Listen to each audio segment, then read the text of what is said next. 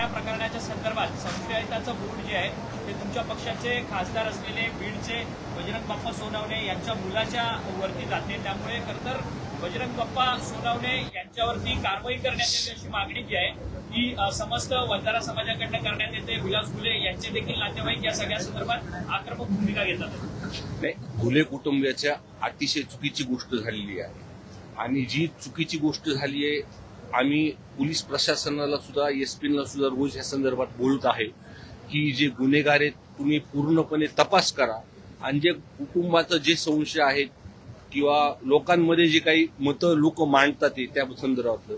आणि मला वाटतं मी बजरंग बाप्पाची पण बाईट काल त्यांची बघितली, सरळपणे सांगितलं त्यांचा जरी मुलगा असला तर तुम्ही त्याबद्दल तपास करा आणि योग्य ती कारवाई करा।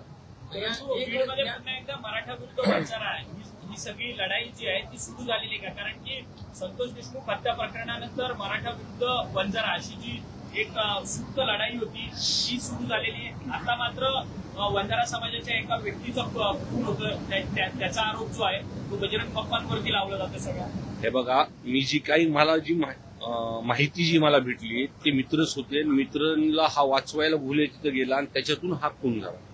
आणि काय होतं, एखादा खून झाल्यानंतर जो गुन्हेगार असतो त्याला जात नसते आणि नेहमी अशा काही गोष्टी जेव्हा होतात तेव्हा जिल्ह्याचं चित्र बाहेर जातं। पण एकमेकाला आम्ही सगळे सांभाळून चालणार लोक आणि पोलीस यंत्रणा त्याच्यात तपास करते। एसपी साहेब मी त्यांनाही बोललो, त्याच्यामध्ये प्रामाणिकपणे तपास आहे। जे कोणी गुन्हेगार असतील ह्याच्यामध्ये समजा सीडीआर असतील, लोकेशन त्यांचे सापडले असतील तर निश्चितपणे त्याच्यावर कारवाई होणार। पण असं कळतंय की जे विरोधी पक्ष आहे किंवा राष्ट्रवादीच्या आणखी एक जे व्यक्ती आहेत ते या संपूर्ण प्रकरणामध्ये पोलिसांवर दबाव आणतायत आणि बजरंग बाप्पा सोनवणे यांच्या मुलाचं नाव त्यामध्ये टाकलं जावं यासाठी दबाव पोलिसांवर तयार करतात। हे बघा, तुम्ही जर बजरंग बाप्पाचं जर बघितलं, जे काही आरोप झाले, जे काही मीडियावरती येत आहेत, तर बजरंग बाप्पा मला असं वाटतं पळून गेले नाही। बजरंग बाप्पा मीडियासमोर आले, लोकांसमोर आले आणि बजरंग बाप्पा स्वतः म्हणतात त्यांच्या मुलावरती चौकशी करा आणि तपास। आम्ही तर विरोधी बाकावरती आहेत, सरकारमध्ये समोरचे लोक जे काही बोलत असतील तिथं त्यांनी पूर्णपणे तपास, एसआयटी लावा, सीआयडी लावा, तपास त्याचा पूर्ण करा आणि जे आरोपी असतील त्यांच्यावरती गुन्हे दाखल करा। संदीप क्षीरसागर केवळ एका खून प्रकरणावर बोलतायत, केवळ केजमधल्या प्रकरणावर बोलतायत। परळीमध्ये ज्या पद्धतीने गुन्हा घडलेला आहे, खून झालेला आहे, अशा पद्धतीचा खून बीडमध्ये देखील झालेला आहे।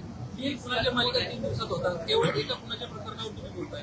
मी तुम्हाला परळीमध्ये पण जे काही प्रकरण मुंडे कुटुंबाचं झालं होतं, तुम्हाला जर आठवत असेल की सुप्रियाताई जेव्हा मसाजोगला तिथं भेटायला आले होते तेव्हा मीच त्यांना तिथं घेऊन गेलो। तुमचा असा काहीतरी गैरसमज आहे।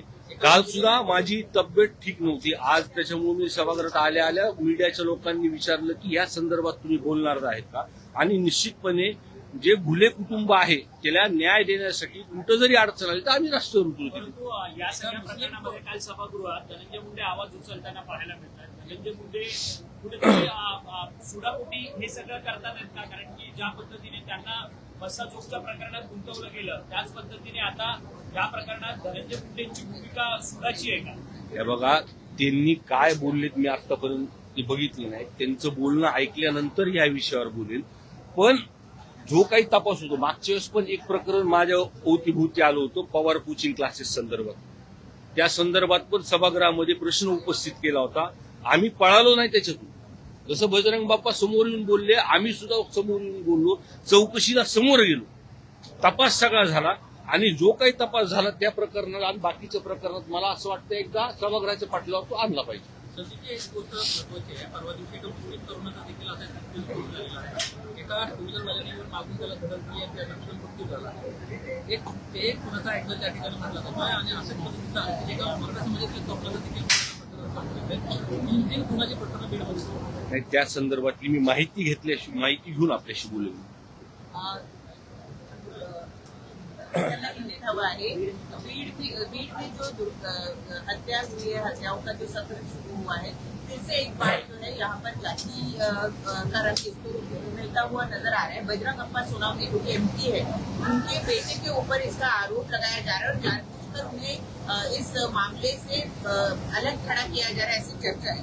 देखो, मैंने इसके बारे में कहा है कि जो कुछ भी हुआ है उस कुटुंब के बारे में गलत हुआ है और उसका तपास भी पुलिस यंत्र मार्फत हो रहा है। और बजरंग बाप्पा के बारे में जो कुछ आरोप हो रहा है कि मैं इतना ही कहूंगा कि बजरंग बाप्पा को जो कि आरोप हो रहा है, लेकिन बजरंग बाप्पा पीछे हटे नहीं। उन्होंने सामने आके फेस किया, मीडिया के सामने बोला, लोगों के सामने वो बोल रहे हैं कि अगर मेरा लड़का भी उसमें होगा तो तपास करो, पुलिस यंत्रणा आपकी है, सरकार आपकी है, हम पूरा से उसको और हम सपोर्ट बोलते उसमें पुलिस प्रशासन को हम मदद करेंगे।